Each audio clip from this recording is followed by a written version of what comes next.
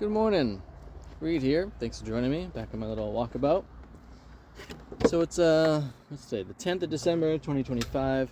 It's actually my last day of work for the year. I got a little medical procedure to go do, and then between healing and the holidays, it's just like, let's just call it. And I'm gonna pre-warn you today that I'm gonna talk a little bit about death and stuff like that.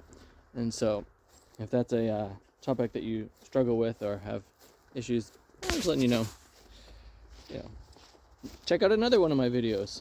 There's over 400 of them at this point, which is wild. So anyway, with that, I was at a men's group last night, and the topic of suicide came up. And when I talked to people interrelated with this, I made an observation that, to me, it seems like, the greater culture that I live within is like death phobic. We're always trying to like save lives and extend life, and I'm certainly in that court. I think I'm going to live 500 years. I mean, that's obviously, I'm postponing it a fair bit with that. That's a different conversation. And as we were talking, though, I got to thinking of how, there's a lot of different ways that we die. And I've heard it said that, like, from a parent's perspective, when you're 1, and then you die, and then you're 3, and then you die, and then you're 7, and you die, so on and so forth. And at each different age, it only lasts for that while, and then it's gone. And it's gone kind of like death is there. And thankfully, it doesn't mean that the person is gone, but that interesting piece of like, each of these different moments that we're in is fleeting. The notion of like, it's never the same river or the same person stepping in the river, kind of a concept. And it got me thinking of how, in the notion that everything changes, that if you stay the same, that's a form of death too. It's like we're meant to change. The idea of, as someone who does not live where I grew up and has traveled a fair bit in my life, that notion of, if you just never leave the area that you were born, how that's like almost robbing yourself of life.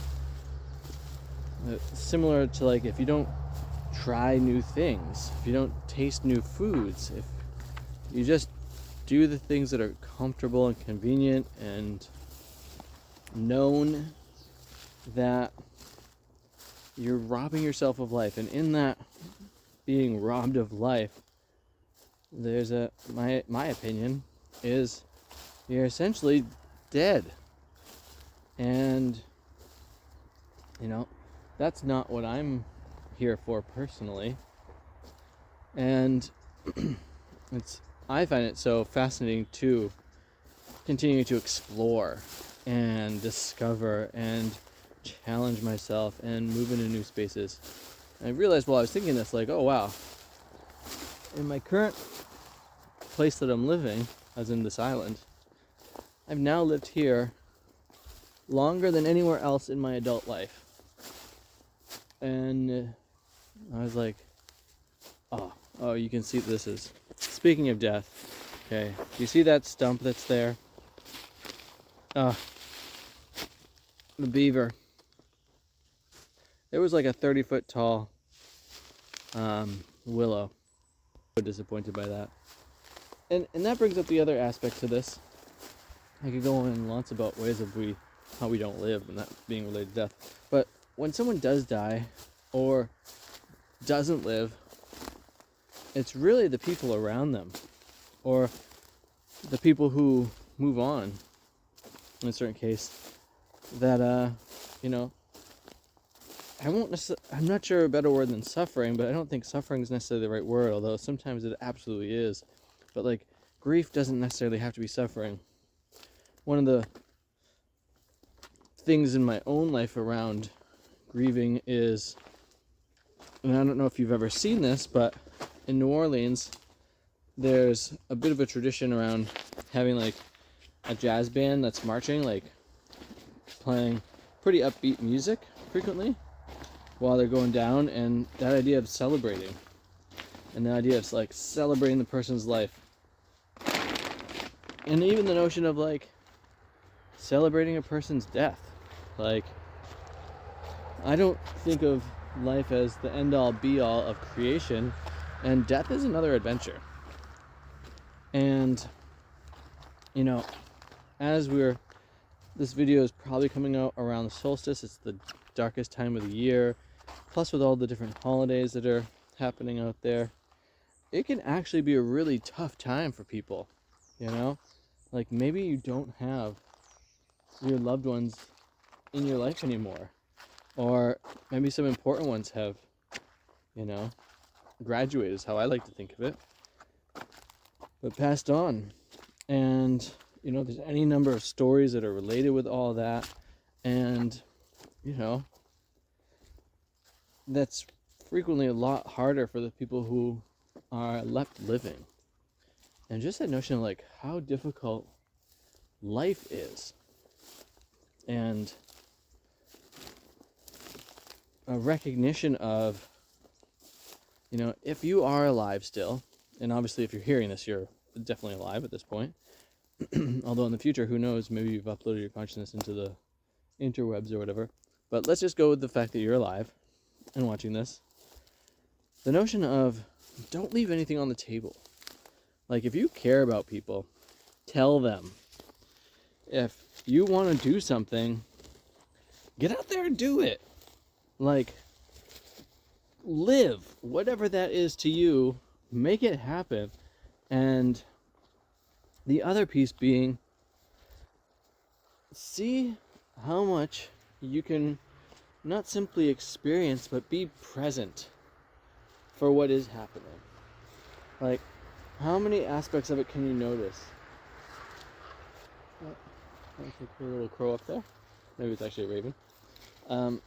And, you know, notice the nuance of the moment. See how many different aspects you can appreciate and be present for.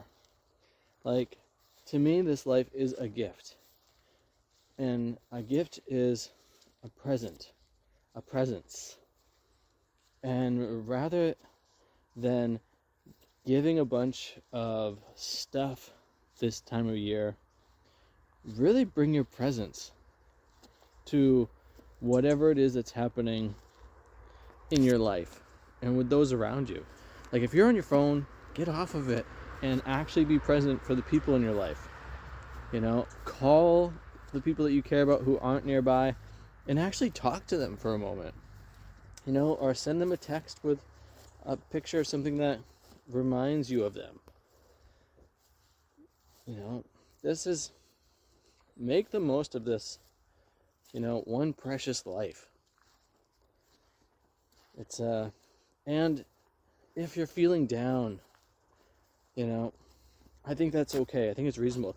I've definitely in my life had thoughts of suicide, and I've at least in a couple cases told someone about it. And you know, I've never taken any steps towards that, but the notion of, if you have to talk to at least one person, maybe talk to 5 people about it. And again, I'm not afraid of death. I think we have plenty of people on the planet. Yes, it can be sad when people die, but it's also, I think it should be our choice at a certain point. I mean, the notion that people who are actually suffering can't just like end their life with grace, it is sad.